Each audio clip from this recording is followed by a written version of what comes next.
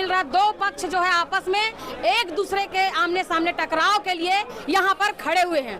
सौरभ जी, क्या है पूरे मामला? अभी आप लोग ये मामला है कि हमारी बहनों को बेचने के लिए ले जा रहे थे, और जब यहाँ सनातनी लोग और बजरंग कार्यकर्ता जब रोकते हैं, उनको रोकते हैं, तो क्रिश्चियन समुदाय के लोग आते हैं और भारी संख्या में आकर हालेलुया का नारा लगाते हैं, और कार्यकाल जो हो रही है यहाँ पर FIR जो हो रहा है उसको मतलब बिगाड़ने का काम करते हैं। वो बजरंग दल बिल्कुल सहने वाला नहीं है।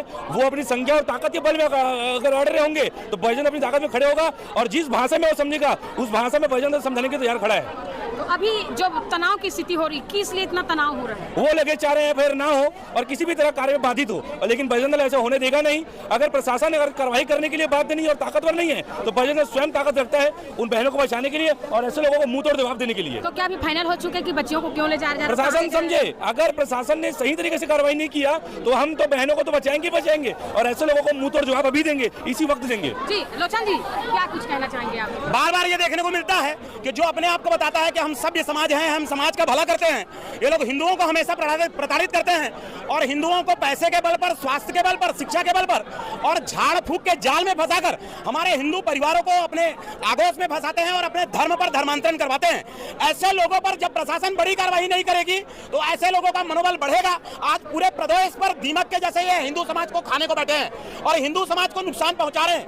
ऐसे लोगों को खत्म करने का समय आ गया है। अब बजरंग दल अपने मुद्दे पर ऐसे चीजों को लेगा और ऐसे लोगों को निस्तनाबूद करेगा, ऐसे लोगों को ऐसे जार खिलाएगा कि इनको समझ में आ जाएगा कि इनके साथ क्या होना चाहिए और क्या नहीं होना चाहिए। अभी क्या हो रहा है, अंदर क्या कार्रवाई हो रही है? हम एक बड़ी कार्रवाई की मांग करते हैं कि हमारी बहन को जो लेके जा रहे हैं उनके ऊपर देशद्रोह की केस, उसके साथ अपहरण का केस लगना चाहिए, क्योंकि वो हमारी हिंदू बहन है। हिंदू बहन को ले जाया जा रहा है तो उसके ऊपर अपहरण का केस और देशद्रोह का केस लगाएंगे और इनको देखेंगे ऐसे लोगों को। जी जी, क्या भारत देश में आपातकालीन स्थितियां हैं, लगातार बेटियां गायब हो रही है। ये बजरंग दल, विश्व हिंदू परिषद, तमाम संगठन बार बार प्रयास कर रहे बेटियों को कैसे सुरक्षित करें, और 13 लाख बेटियां, संसद भवन का आंकड़ा है कि 13 लाख बेटियां भारत देश के हिस्से गायब है। और आज दुर्ग में भी पता चला कि केरल से संबंध रखती है कुछ लोग बहला फुसला कर बेटियों को लेके जा रहे थे। अविनाश गौतम जो जगदलपुर में रहते हैं, जिन्होंने सूचना दी, सूचना के आधार पर हम लोग पहुंचे हैं और FIR करवा रहे हैं, और FIR हो और तत्काल फास्ट ट्रैक कोर्ट में डाले और इनको तुरंत फांसी की सजा हो, क्योंकि भारत देश में जैसे हम देख रहे हैं न्याय व्यवस्था को, बम कांड करने वाले को सेशन कोर्ट फांसी देती है, लेकिन हाई कोर्ट में जमानत मिल जाता है, बाइज्जत बरी होती है। तो न्याय व्यवस्था सही होनी चाहिए। सुप्रीम कोर्ट के अभी FIR हो रहा है कि नहीं हो रहा है? होने के कारण आए हैं और हम लगातार प्रयास कर रहे हैं, क्योंकि 36 FIR हो रहा है, सुनने में जानकारी मिली है। यदि नहीं होगा तो हम और जो हमें न्याय संगत काम करने वो करेंगे। छत्तीसगढ़ में 56,000 लड़कियां बालिग और नाबालिग गायब है। 2019, 20 और 21 का रिपोर्ट है। तो लगातार बेटियों को बचाने के लिए समाज को भूमिका होनी चाहिए और सत्ताधीश को भूमिका होनी चाहिए। ईसाई समाज के जो मुखिया यहाँ पर मौजूद है, इनसे बात करते हैं। जी अपना नाम बताएंगे? जी मेरा नाम आरती है। जी आरती जी, हाँ अभी आप लोग के द्वारा जो हालेलुया का जो है जयकारा लगाया जा रहा था, आखिर क्या जरूरत पड़ी कि रेलवे स्टेशन पे आप? मैम हम लोग को एक्चुअली पता चला कि हमारे 2 सिस्टर लोग 3 बच्चे लोग को लेके 3-4 बच्चे लोग को लेके कहीं घुमाने के लिए जा रहे थे या किसी कारणवश काम उम के लिए लेके जा रहे थे। तो उसमें किसी बजरंगी भाई लोग को पता चला तो उन लोग यहाँ आके हल्ला गुल्ला करने लगे, हमारे ऊपर झूठा आरोप लगाने लगे कि मतलब इन लोग बच्चे लोग को बेचने लेके जा रहे हैं, ऐसा व्यापार करने लेके जा रहे हैं, इसलिए आके हम लोग यहाँ हल्ला गुल्ला कर रहे हैं। अभी आप और क्या समझ आया? मैं संविधान के तहत बात करना चाहती हूँ। जी बात। संविधान से हमारा देश चलता है। संविधान में लिखा हुआ है कि कोई भी व्यक्ति अपनी मर्जी से कहीं भी जा सकता है, आ सकता है, अपने धर्म का प्रचार प्रसार कर सकता है, स्वेच्छा अपने को मतलब जो उसको पसंद है वो कर सकता है। लेकिन कंटिन्यू अभी देखा जा रहा है कि कुछ हफ्तों से, महीनों से हमारे बजरंगी भाई बहन लोग मिलके कहीं किसी के घर में, कहीं किसी के चर्च में, कहीं रेलवे स्टेशन में आके हमारे ऊपर झूठा आरोप लगा के धर्म परिवर्तन करा रहे हैं, तो ये कर रहे, तो वो कर रहे, तो वो।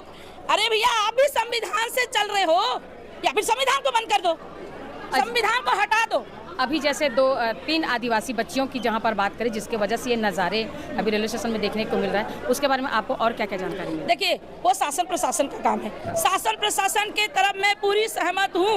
वो जात पड़ताल में जो निर्णय लेंगे, गलत है तो गलत है, सही है तो सही है, लेकिन बार बार क्रिश्चियन समाज के लोगों को आरोप लगाना, परगला रहे हैं, ये कर रहे हैं, वो कर रहे हैं। आप धर्मांतरण को पहला मुद्दा मानते हैं कि इंसानियत को?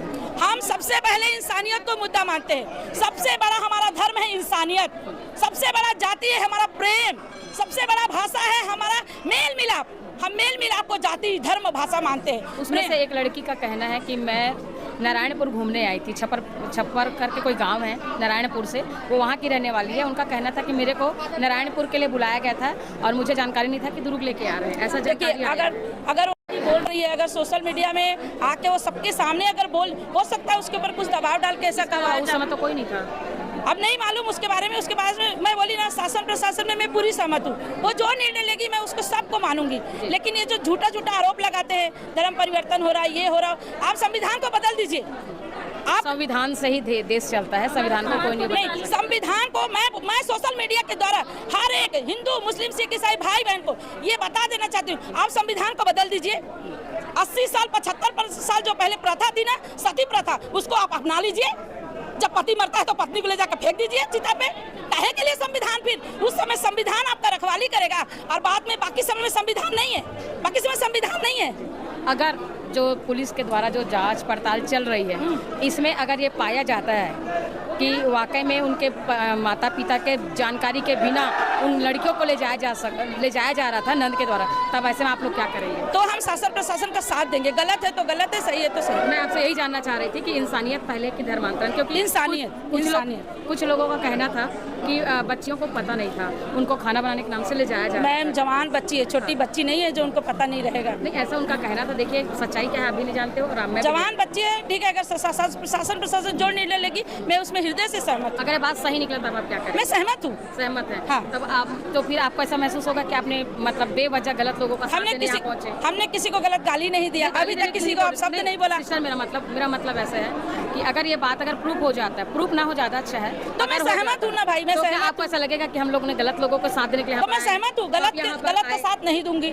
सही का साथ दूंगी। और आप इस चीज को स्वीकारेंगे कि हमने गलत लोगों को? हाँ, हम स्वीकारेंगे। जब सही हो जाएगा तो हम स्वीकारेंगे, और नहीं सही होगा तो हम किसी का बात नहीं बर्दाश्त करेंगे। दोस्तों, अभी आप लोगों ने इस वीडियो में देखा जिसमें बजरंग दल के लोगों का ये आरोप है कि जो 2 नन थी, इन्होंने 3 लड़कियों का मतलब तस्करी किया है और ये इनको कहीं और लेकर जा रही थी। इस तरीके का आरोप अब भी इन लोगों के ऊपर लगाया जा रहा है, जिसके बाद में यहाँ पर पुलिस स्टेशन के ऊपर किस तरीके से बजरंग दल के और बहुत सारे लोग और हिंदू संगठन के कुछ लोग और साथ ही ईसाई समाज के वहाँ पर लोग काफ़ी भीड़ वहाँ पर जमा हो रखी है इस बात के लिए, क्योंकि वहाँ पर पुलिस इस बात के लिए जांच पड़ताल कर रही है कि क्या सच में इन लड़कियों को जो ये 2 नन हैं या फिर और भी उनके साथ कोई व्यक्ति था जिसके द्वारा अपहरण किया जा रहा था, या फिर ये अपनी इच्छा से इन्हें लेकर जा रहे थे।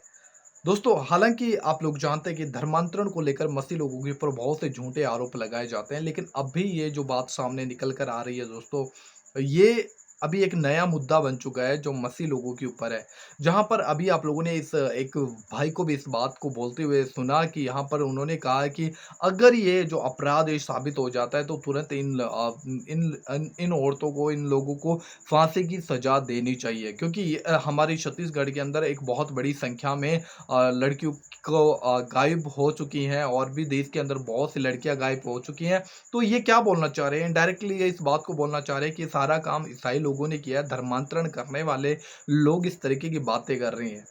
तो दोस्तों, ये कितना सही है? क्योंकि हर एक व्यक्ति को स्वतंत्रता है और स्वतंत्रता बाद में अगर किसी को छीनी जा रही है तो ये कितना सही है दोस्तों।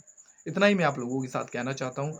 एंड आप लोगों को ये वीडियो कैसा लगा हमें जरूर इस वीडियो के कमेंट बॉक्स में बताइएगा और इस वीडियो को ज़्यादा से ज़्यादा शेयर कीजिए दोस्तों, क्योंकि अभी मसीह लोगों के ऊपर नए नए मुद्दे निकल कर सामने आ रहे हैं, जहाँ पर कभी धर्मांतरण की बात आती है और अभी तस्करी की बात सामने निकल कर आई है। हालांकि कोई अगर ऐसा जानबूझकर कर रहा है और ज़बरदस्ती ऐसा किसी के साथ किया जा रहा है, ये बिल्कुल गलत है और कानून उसे सजा दे। हमारा भी यही कानून से अपील है। लेकिन अगर ये बात साबित नहीं हो रही, ज़बरदस्ती झूठे आरोप लगाए जा रहे हैं, तो फिर आप समझ सकते हो। आप अपनी राय जरूर इस वीडियो की कमेंट बॉक्स में लिखिएगा। जय मसीह की।